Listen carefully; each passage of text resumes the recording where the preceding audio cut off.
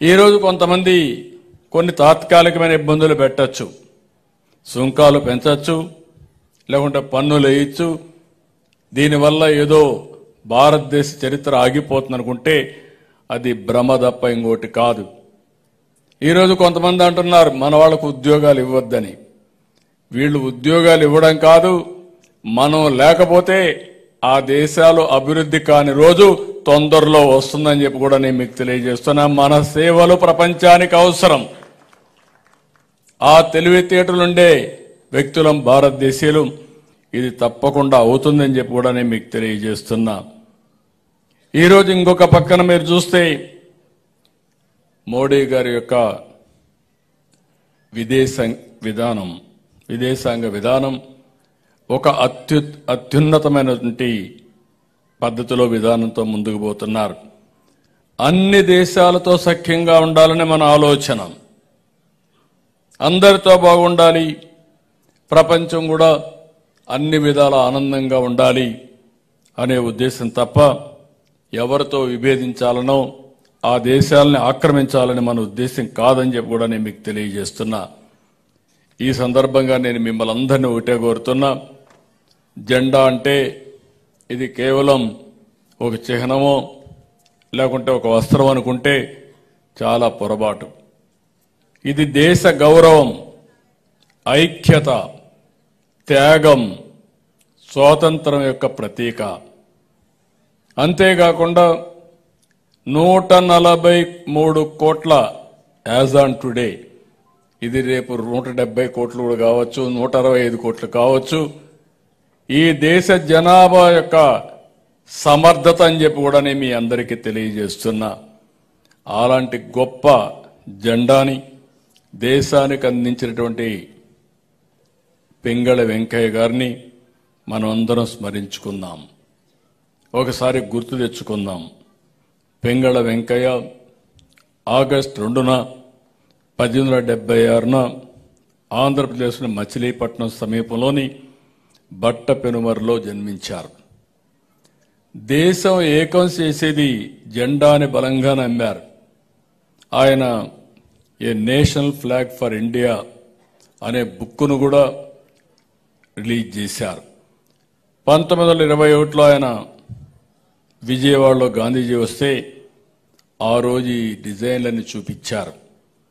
ఆ క్రమంలో పలు మార్పులతో ఫైనల్గా రాజ్యాంగ సభ జాతీయ జెండాని ఆమోదించింది.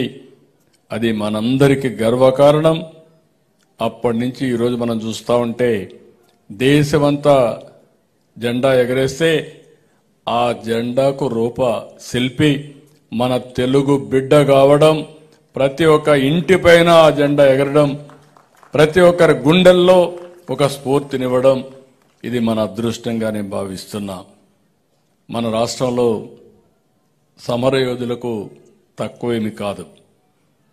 1857లో ప్రథమ స్వాతంత్ర పోరాటం జరిగిందని చరిత్ర చెబుతుంది.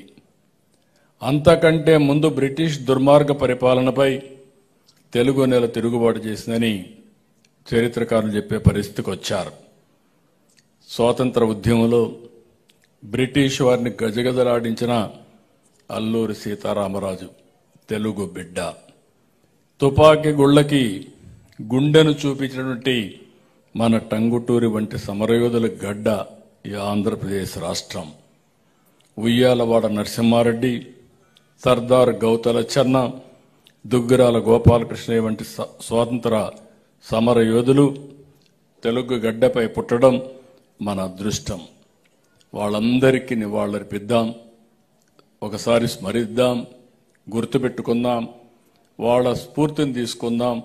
దేశభక్తితో అందరం కూడా ముందుకెళ్తూ మన ధ్యేయం ఒకటే, 2047కి ప్రపంచంలో నెంబర్ 1 ఆర్థిక వ్యవస్థ ఏది అంటే దానికి చిరునామాగా భారతదేశం ఉండాలి. అందులో నెంబర్ 1 పర్ క్యాపిటా ఇన్కమ్ కు చిరునామా ఏదంటే ఆంధ్రప్రదేశ్ ఉండాలనే సంకల్పంతో ముందుకు పోదామని చెప్పి నేను మీకు తెలియజేస్తున్నా.